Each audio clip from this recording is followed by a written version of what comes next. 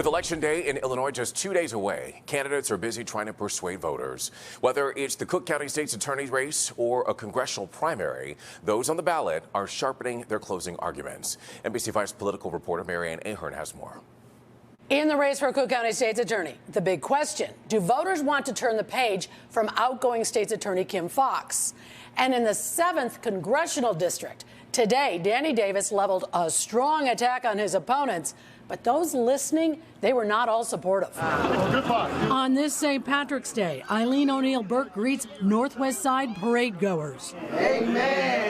And Clayton Harris receiving prayers at MacArthur's on the West Side. Both want to replace Kim Foxx. My opponent has said he'll follow all of her policies. So if anybody thinks it's going great right now, he's your candidate. I've said before, there are things that have been done that are nationally replicated. But I'm coming in, I'm a new administrator, and I have some other policies that I want to put in. Harris, as well as his supporters, zero in on new comments O'Neill Burke made about a case she prosecuted 30 years ago.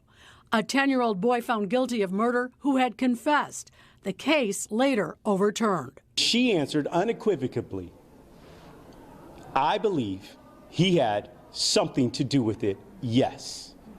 She finally said what she really thinks out loud. I made 3,000 decisions on the trial court. I made 1,800 decisions on the appellate court. The most that he can find to say about me is some case 30 years ago where no one has ever alleged I did anything wrong. With early voting already underway, Congressman Mike Quigley has a warning to those who do not participate. Sure, a wise man said the greatest form of action is inaction. A lively Sunday in the 7th congressional district, but Danny Davis's closing argument receives lukewarm support.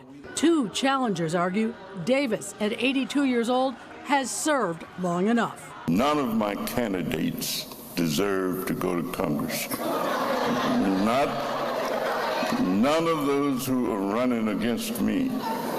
None of them have done anything. I'm not trying to walk behind Representative Davis or walk in front of him. I'm trying to cross that finish line together, but I do think it's time to pass the torch. The seniors know my story.